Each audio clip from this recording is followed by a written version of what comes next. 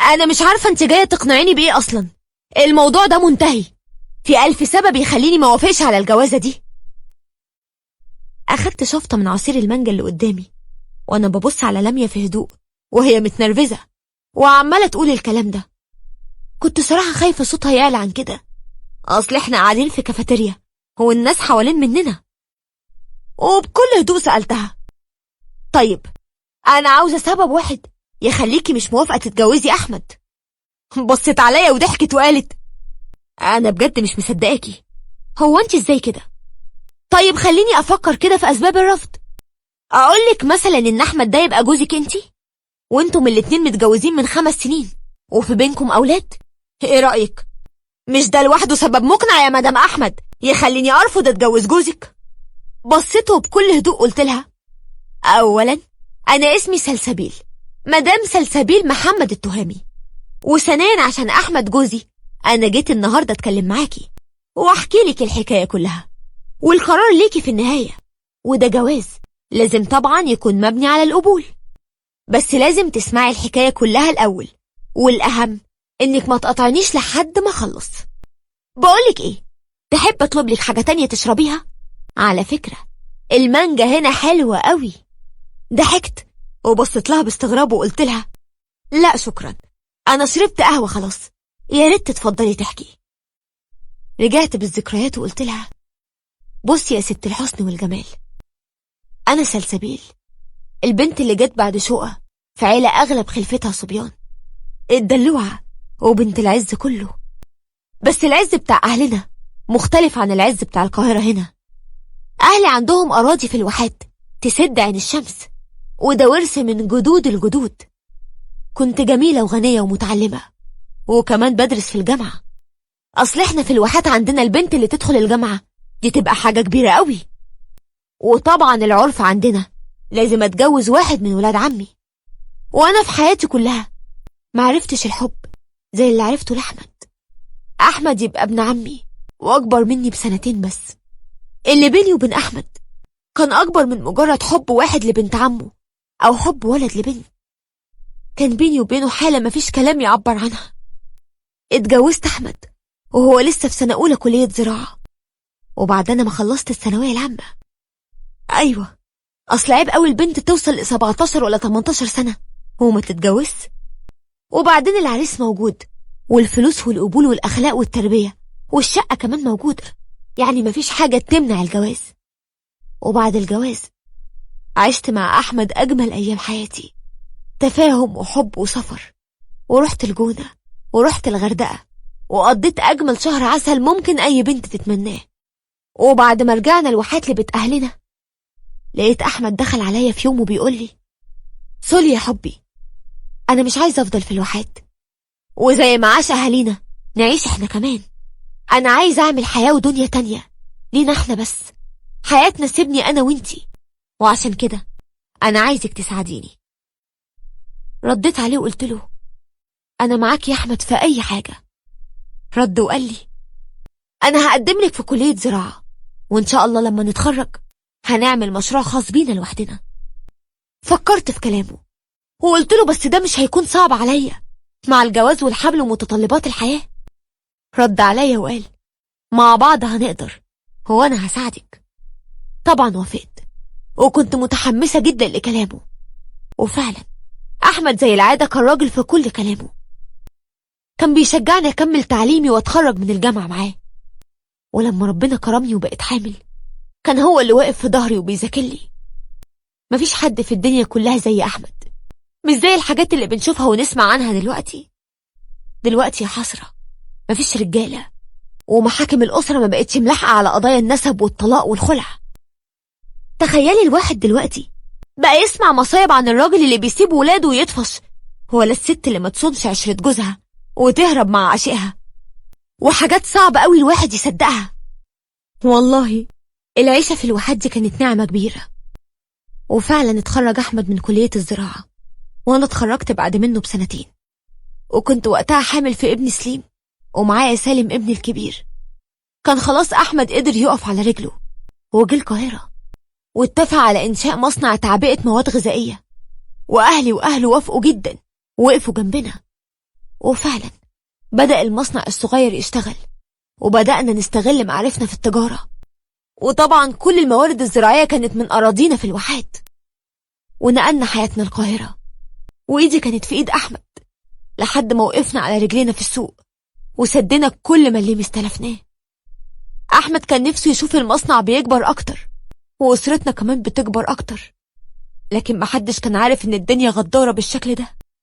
وفجأة ومن غير أي مقدمات مات أحمد. مات وهو في سريره.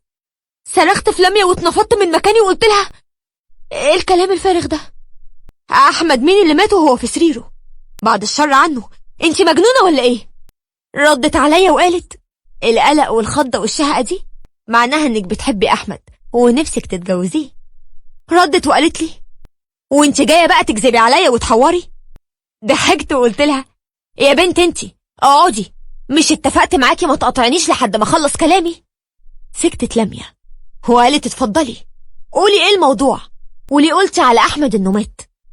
قلت لها: استني بس نطلب 2 مانجا الأول عشان تروقي دمك. وفعلا طلبت من المتر 2 مانجا، وكملت الحكاية وقلت: أحمد ابن عمي وبولادي الله يرحمه مات من 3 سنين في الصيف. رجعت الواحات تاني وفضلت هناك شهور الصيف، ووقتها كنت حامل في بنتي سلمى، وابني سالم كان عنده 9 سنين، وسليم 7 سنين.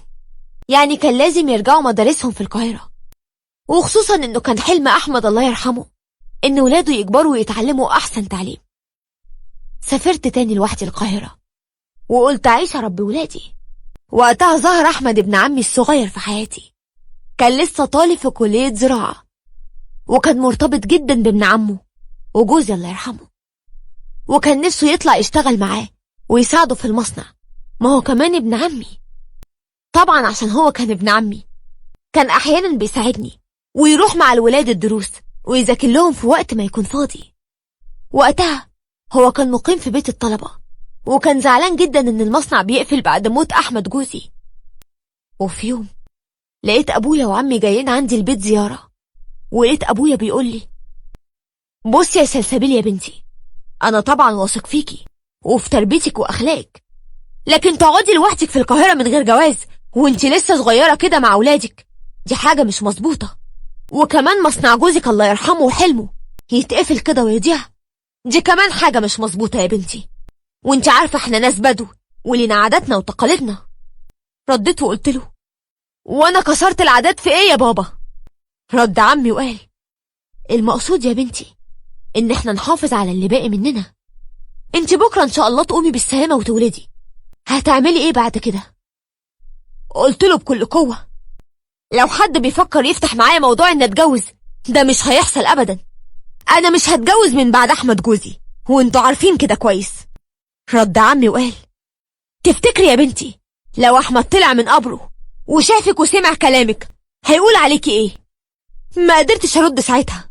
رد ابويا وقال: احمد يا بنتي ولد عمك الصغير، راجل يقدر يشيل معاكي الحمل والايام الجايه. رديت وقلت له: ايه اللي انت بتقوله ده؟ احمد ده اصغر مني ب5 سنين، ولسه قدامه مستقبل وحياه، ليه يتجوز واحده ارمله ومعها 3 ولاد كمان؟ رد عمي وقال: عشان ده الصح يا بنتي واللي لازم يتعمل، ولو مش موافقه يبقى تلمي خلاجاتك وترجعي معانا على الواحات. اتدخل بابا وقال: خليها تفكر من هنا لحد ما تقوم بالسلامه. وفعلا فكرت، لقيت ان جوازي من احمد هو الحاجه الوحيده الصح اللي ممكن تتعمل. وكلمت احمد واتفقت معاه نفتح المصنع ونكمل حلم جوزي الله يرحمه ونستقر في القاهره. ونزلت الشغل وبقيت المديره والمسؤوله عن كل حاجه، واتجوزت احمد وهو كمان بقى المدير والحمد لله، وطلع زي ابن عمه بالظبط، راجل في تربيته واخلاقه وتدينه وقدرته على تحمل المسؤوليه.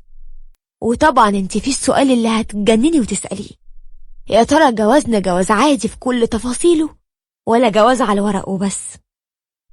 احمد رغم انه عايش معايا في نفس البيت، الا ان لحد دلوقتي هو ابن عمي واخويا وعم ولادي، والقايم على رعايتي ورعايتهم، مش اكتر من كده. احمد اخويا الصغير وعمري ما شفته غير كده. هو في يوم جه اعترف لي وقال: سلسبيل، ايه رأيك؟ انا بحب واحدة وعايزة اتجوزها. من قلبي فرحت جدا وسألت مين. رد عليا وقال لميا، مسؤولة التسويق والدعاية الجديدة، وانا حاسس انها بتبادلني نفس المشاعر. والباقي بقى انت عارفاه. الراجل دخل البيت من الباب، تقوم يا مفترية تحدفيه بالتورتة اللي جايبها. ردت لميا وقالت انا ما كنتش اعرف انه متجوز اصلا غير بعد ما حدد ميعاد يقابل بابا، ولما جه لقيته بيقول لبابا انه متجوز وعايش معاكي مع ولادك، وما استنيتش اسمع الباقي. كنت متوقعة يعني اعمل ايه؟ ردت وقلت كنت متوقعة تسمعي الكلام للآخر وتفهمي الموضوع قبل ما تتسرعي وترفضي. وبعدين البيت فيه شقتين منفصلين بس في نفس العمارة، وانا ما اقدرش استغنى عن احمد عم ولادي وسندي دلوقتي بعد جوزي الله يرحمه. عشان كده انا اللي جيت بنفسي عشان اقولك الحقيقة، واقولك انك لو لفيتي الارض كلها مش هتلاقي زي احمد جوزي يكون جوزك. خلصت كلامي وانا باخد اخر شفطة من كوباية المانجا، وشايفة في عين لميا انها موافقة وفرحانة جدا. وفرحت قوي ان رديت لأحمد ابن عمي واخويا جميله ووقفته جنبي انا وولادي. ودايما بفتكر احمد جوزي وبدعيله بالرحمة، وعارفة اني هقابله في يوم من الايام وهعيش معاه اللي ما عشتوش معاه في الدنيا. نصيحة لكل بنت، لو لقيتي ابن حلال صالح وطيب وهيتقي ربنا فيكي لازم تفكري، اوعي تترددي لحظة، لان اللي زيهم ما بقوش كتير في الزمن ده.